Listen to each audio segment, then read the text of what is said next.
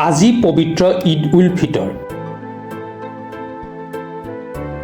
সমগ্ৰ ৰাজ্যৰ লগতে গুৱাহাটীস্থিত বুঢ়া জামে মছজিদত দেখিবলৈ পোৱা গৈছে এক উৎসৱমুখৰ পৰিৱেশ। ঈদৰ শুভেচ্ছা জনালোঁ। এই পবিত্ৰ ৰমজান মাহ গ'ল। এই পবিত্ৰ ৰমজান মাহত মুছলমান সম্প্ৰদায়ৰ লোকসকলে এমাহ জুৰি ৰোজা ৰাখে। ৰোজাত আপোনাৰ এমাহ ৰোজাৰ ফলত আজিৰ দিনত আল্লাহ পাক গফুৰ ৰহিমে পুৰস্কাৰ দিয়ে।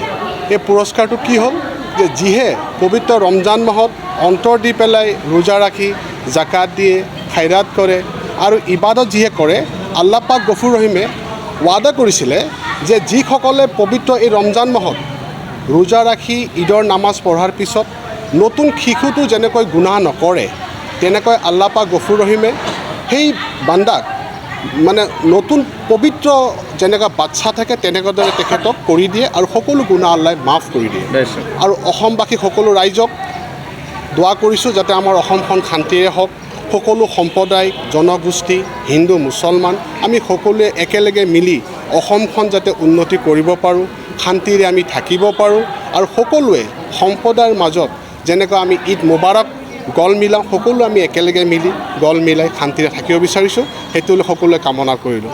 আমাৰ যোৱা এক মাহ ধৰি আমি যি ইফতাৰী চেহেৰি বা আমাৰ যিটো জাকাত ফিতৰা বা সৎকা যিখিনি আমি কৰিব লাগে গোটেইখিনি কৰি আহি লাষ্ট ঈদৰ দিনটোত আমাৰ খুচি সেইকাৰণে হয়, গোটেইখিনি আবাদতটো কৰি আমাৰ ভাল লাগে।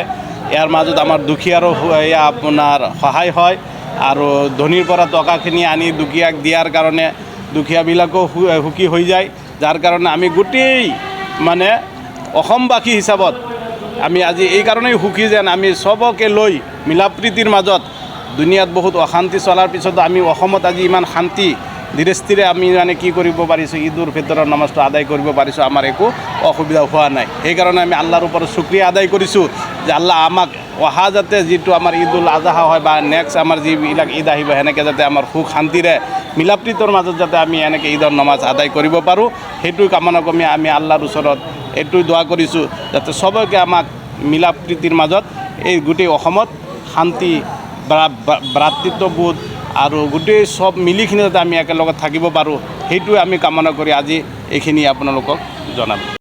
পোনপ্ৰথমে আসসালামু আলাইকুম ৰহমতুল্লাহি বাৰাকাতুহু। সমূহ অসমবাসী ৰাইজৰ আমি আমবাৰী ৰাইজৰ তৰফৰ পৰা বুঢ়া জামা মছজিদৰ তৰফৰ পৰা অসমবাসী ৰাইজৰ সকলোকে আমি ঈদ মুবাৰক যাচিলোঁ। আল্লাহ তালাই আমাক সকলোকে মিল মোহব্বতত ৰাখক, খুব সুন্দৰভাৱে আমাক ৰাখক, খুব মৰমভাৱে ৰাখক। সকলোকে আমি দোৱা কৰিছোঁ আল্লাহ ভালে ভালে থাকক, আমি চবে মিলি জুলি কেনে আমি চলি ফুৰি থাকিব পাৰোঁ। যি ঈদ উল ফিতৰ ঈদৰ দিন, খুচিৰ দিন, আমি